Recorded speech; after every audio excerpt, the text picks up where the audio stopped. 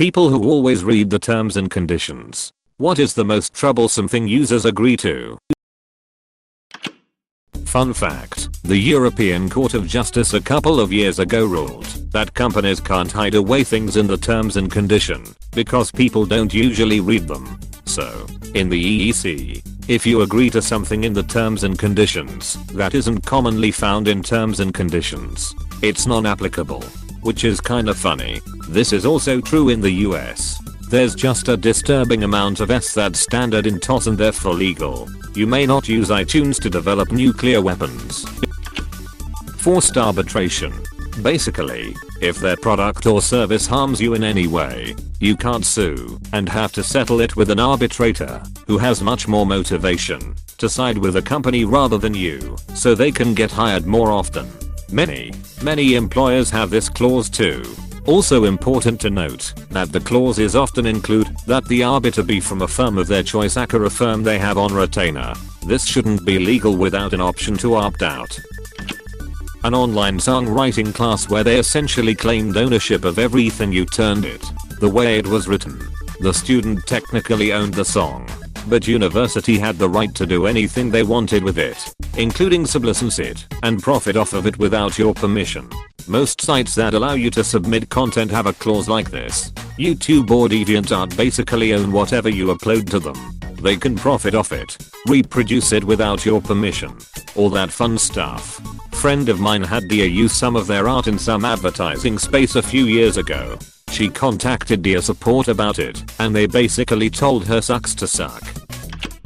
Ancestry and 23andMe have a clause that says they own your DNA sequence and can do whatever they want with it. Better be on the lookout for my clone then. Backup kidneys. Heavy the island vibes right there. I always cross out mandatory mediation clauses and put my initials next to it. 99% of the time they don't notice. One time a dentist told me that they wouldn't see me without it, so I went to a different dentist. If you commit medical malpractice, I'm not going to settle. This is an issue I have with all of the electronic stuff we have to agree to now. There is no way to cross out and initial it, just like the companies want.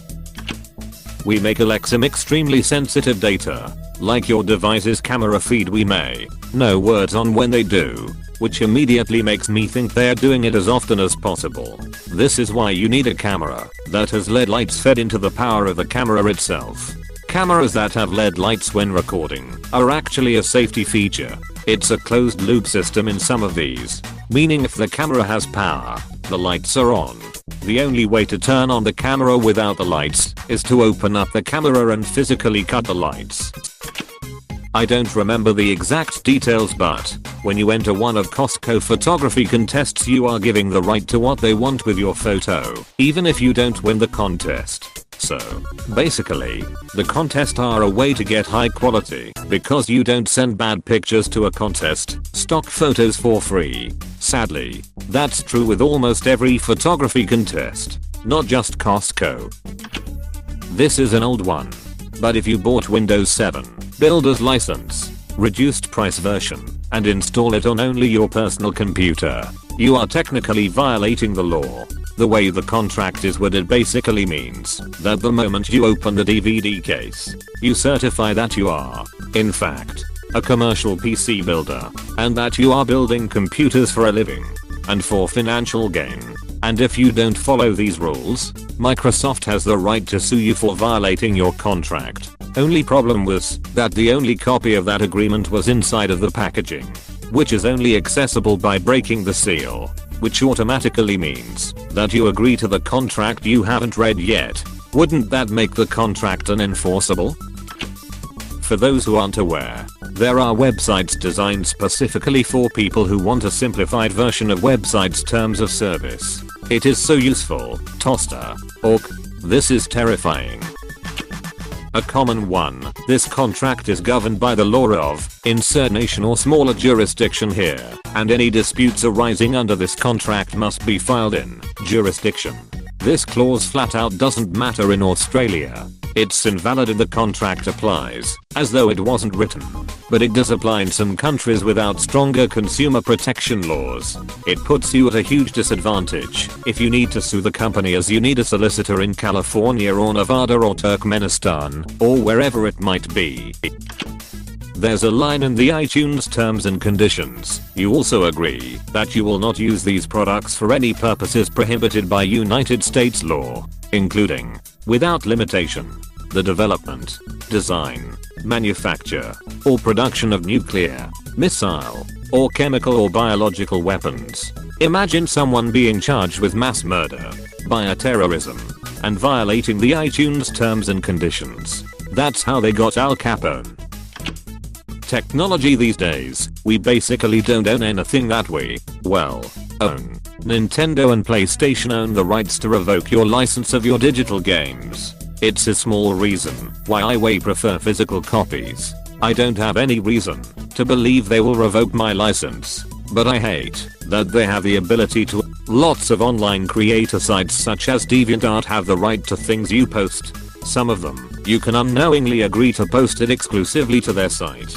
I recently read through Webtoon's terms and was happy to discover they state clearly that the owner retains all ownership and rights to their product. For games, those clauses are basically if you're caught cheating or committing fraud, which, if you're caught or believed to be doing, they'd ban you anyway. Having physical games won't help much. A wise man once said, "I have altered the deal. Pray I do not alter it further. This needs more upvotes." I'm only reading through this thread, so I don't have to read the terms and conditions.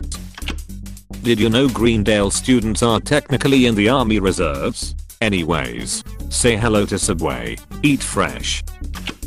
LinkedIn is granted access to all your contacts found in ML or address books and explicitly given permission to use them as they please, including using your identity in automatically generated emails. This was a change made a few years ago.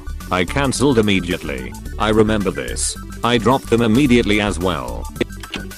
That Grammarly owns all content you upload, which means everything you type in your browser with the extension installed, allowing them to data mine the crap out of everyone using it, especially email content. Try out Language Tool. They don't store your text without explicit permission or sell your info.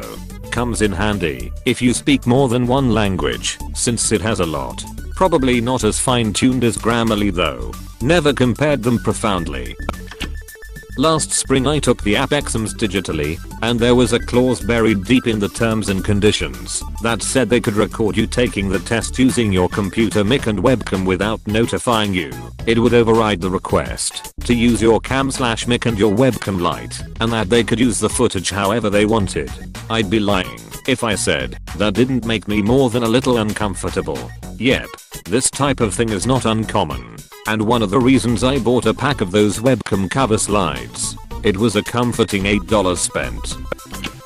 I once thought about entering a contest to write a story. The price would be that it would be published in a bundle with credits. Sure, okay for amateurs who just want to be able to say their story was published. But the terms and conditions of the contest read that anything you submitted would now be owned by the company. They could alter it, use parts of it, basically do anything with it. Even if you wrote in and didn't win, they owned your story and you legally wouldn't be able to use it for later publishing, because it was no longer yours. Also, they owned all rights to merchandise, reprints, the whole shebang. So they would own and could profit from anything you send it without you even getting the prize of publication, and just profit of your story for all of eternity. I noped out of that contest. You would be surprised on how often folks slip and agree to wash any employee of this company's automobile, feet, or windows of their home upon request. It must be some kind of inside joke for Eulers that makes the round from time to time, and I'm guilty of slipping it into a service agreement when I was a professional painter just to see if anyone bothered to read it. Had a video store I used to rent Northeast's games from that had a clause: renter agrees that Santa Claus exists and will not cooperate with rebel scum or GD while in possession of a rental. The omnipresent we can change these terms at any time, meaning you basically assent to contract terms that don't even exist yet. If the changes are deemed non-material, you don't even have to notify people of the change. This seems a little off. I hate when the terms have this listed. Annoys me so much. At best they should require you to reread the terms for even the slightest modification. I hate to think of the nasty s they could add whenever they wanted. Most things that are actually problematic wouldn't hold up in court. You just have a bunch of corporate lawyers who will put anything in a contract because there's no punitive damages for nonsense, and hey, maybe it will hold up and or you can scare people off. Parasites. The lot of them. You're assuming malice and ill intent when the cause for 99% of what's out there is that the language was copied from another contract, which was copied from another contract, to the 100th power. Outside major deals, very few organizations put effort into the standard terms of their contracts. I don't always read to see, but one time I got bored and did. Said that when you're on the grounds of / insert tow truck company here, even if required to be there, by stepping foot on their property you forfeit all right to legal action in the case that you're injured, even if it was due to staff malcompetence. Scary to think about. Dude drops something heavy on accident and you're fucked. And it's not like you can avoid the tow place. You need your car back eventually. The ability for the company to be able to save and use their personal information promotional purposes or sell them for ads, lol. I'm talking about TNC of most mobile apps.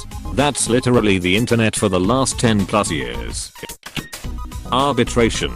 Basically, you can never sue the company you signed the agreement with. You have to go to an arbitrator who is selected by the company, guess whose side they are on, and what they agree to is binding. So you can be royally screwed. Can't take them to court. Go to arbitration and get nothing. This, the legal equivalent of the middle finger. In old writing contests, that they had full ownership of all submissions. That Apple has the right to kill your computer at any time, so that you have to upgrade. Is this a thing? Like forced planned obsolescence? Yes, it is totally a thing and it literally happens. Apple got in trouble recently for slowing down older phones for battery life. Anyone with half a brain can see that's just forcing people to upgrade. It's common to design things which will wear out and break after 5 years. This is why you generally have to replace electronics every 5 to 7 years.